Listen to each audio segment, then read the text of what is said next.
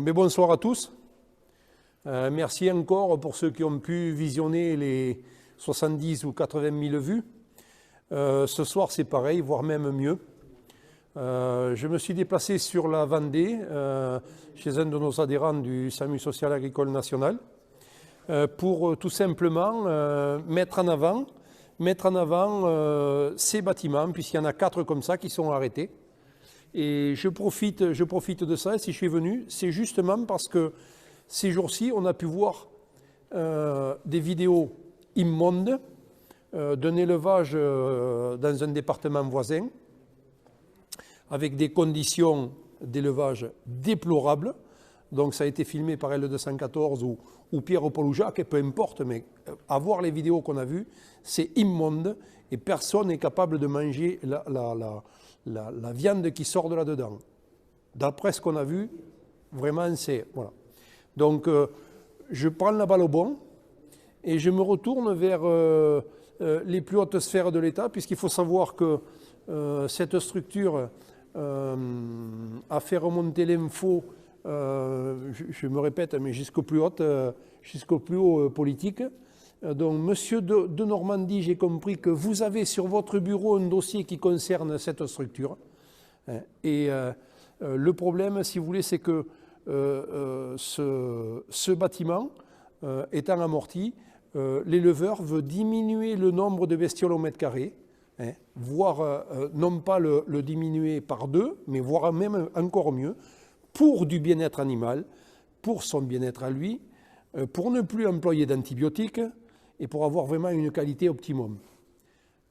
Malheureusement, ce n'est pas comme ça que ça se passe, puisque vous, politiques, favorisez tout ce qu'on a vu semaine dernière sur ces fameuses vidéos. Donc aujourd'hui, il faudrait quand même, à un moment, prendre parti comme il faut, de manière à savoir si vous voulez qu'on fasse du bien-être animal et de la qualité, ou si vous voulez qu'on fasse du n'importe quoi, dans des bâtiments avec des normes déplorables. Donc pour étayer tout ce que je suis venu vous soulever ce soir, eh bien, j'ai mon adhérent à côté.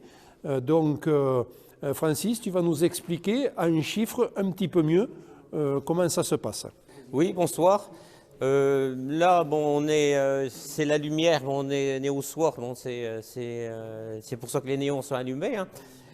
Là, je suis vide depuis 3 ans et demi, sachant que c'était suite à une liquidation partielle, qui a été un montage financier de la coopérative Terrena et du groupe LDC. Je travaillais avant chez Doug Alliance, dont ils ont fait une liquidation partielle, donc c'était prévu. Ils ont monté une autre société en Bretagne avec eux, où ils ont fait des encadrements ensemble, ils ont fait un montage. Moi, auparavant, quand j'étais éleveur avant 3 ans et demi, bon, je sortais des très bons résultats. Mes performances étaient très bonnes. Mes bâtiments, tous mes 4 bâtiments sont en très bon état. Je respectais la biosécurité. J'avais aucun problème niveau performance, travail. J'étais très bon éleveur. Et le problème de mes élevages, c'est que mes élevages, ils étaient en ventilation naturelle, sachant... C'est ce qu'on voit sur les côtés. Là. Voilà, c'est que naturellement, l'air, elle rentre et elle turbine dans le bâtiment et elle sort par le lanterneau. Pour le bien-être animal, j'ai des turbines en haut avec des brumitisateurs pour baisser la température l'été. Ma volaille avait un confort énorme. Et tout cela, ça ne leur plaisait pas. Ils m'ont dit, ta ventilation naturelle, tu l'arrêtes et tu vas nous retransformer tes bâtiments en dynamique, en ventilation dynamique. C'est des bâtiments qui est mis sous forme de dépression, avec des petites entrées d'air et des grosses turbines au bout.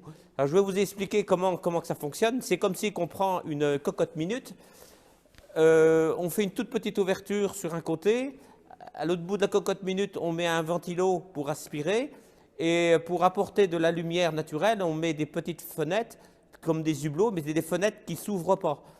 Et moi, dans mon bâtiment, alors, on est de nuit, là, j'ai de la lumière naturelle qui rentre, j'ai de la ventilation naturelle, la ventilation elle est naturelle, tout se passait bien, bon, aucun problème sanitaire dans mon élevage. Et on m'a donné, bon, tu as la seule proposition, tu modifies tes bâtiments, tu enlèves la ventilation naturelle et tu les mets en bâtiment dynamique. Sachant que c'était un investissement colossal et vraiment inutile, qui correspondait à environ à peu près 150 € du mètre carré. Et c'est de l'investissement totalement inutile. Pour payer ces investissements, automatiquement, on est obligé de mettre plus de valeur au mètre carré. Et le déclic qui m'a donné, c'est qu'en voyant les vidéos comme L214, Maître Coq, Le Gaulois ou 12 France, des quantités énormes de poulets au mètre carré, et bon, ce n'était pas du tout la solution. Je me suis renseigné, les éleveurs, ben, ils ne gagnent pas du tout leur vie déjà. Tout l'argent s'en va dans les investissements et puis des frais en général. Et c'est du travail, vraiment du travail d'esclavage hein, pour l'éleveur. Et puis le bien-être animal, pas du tout respecté.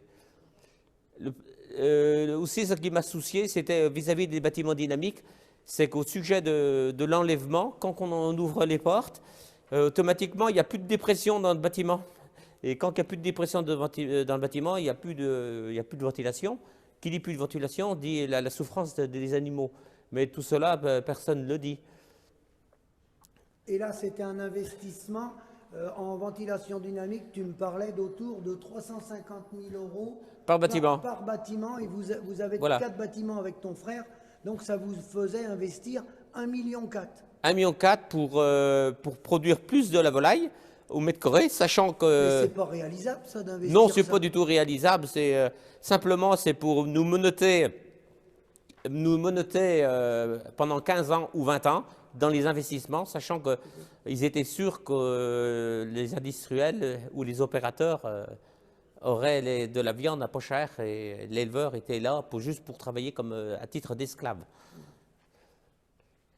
Le but que j'avais demandé, moi, à la coopérative Terrena et au groupe LDC, dont ils devaient nous reprendre, c'était de repartir sur 21 km², tout en sachant de respecter le bien-être animal. Donc diminuer les animaux.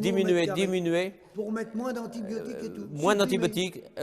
Moins d'antibiotiques, la performance, elle augmente automatiquement. L'indice de consommation, elle diminue, ce qui fait mange moins d'aliments, c'est qu'il y a plus de rapports.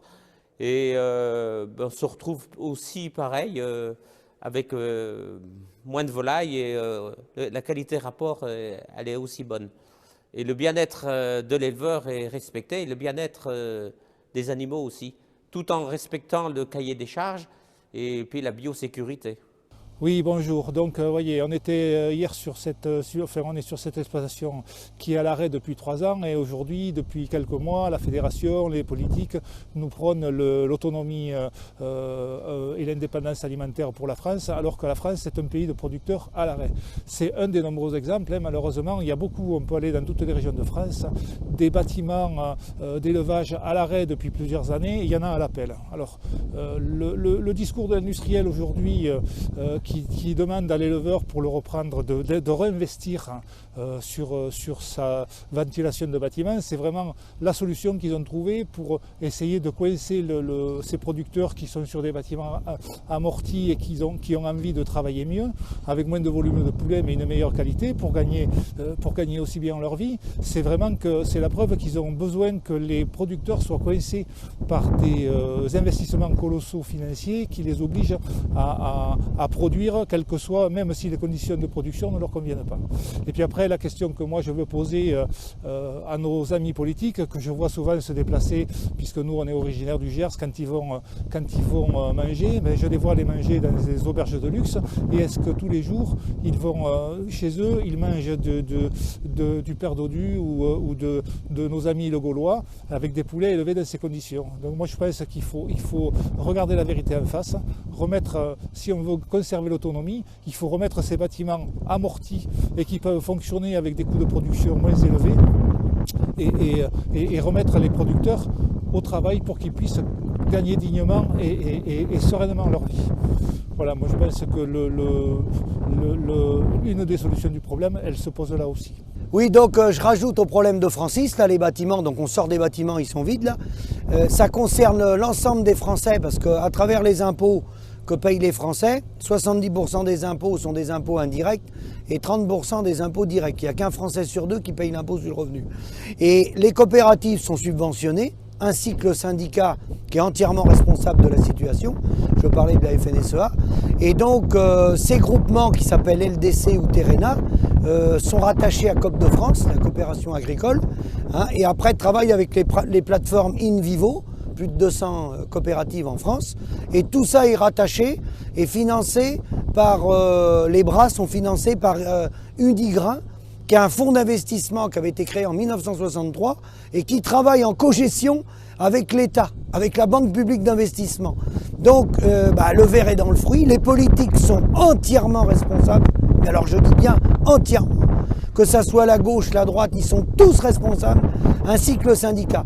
Et malheureusement, les consommateurs ne sont pas informés de tout ça, on leur pique du pognon, on pique à travers les impôts indirects, surtout pour les gens qui ont des faibles revenus.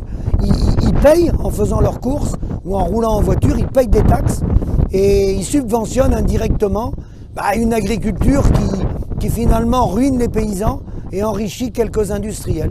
Et c'est pareil dans tous les domaines. Là, on est dans le poulet, mais on peut faire la même chose en canard, la même chose. C'est toutes les productions animales qui sont dans ce schéma-là. Donc à bientôt et merci.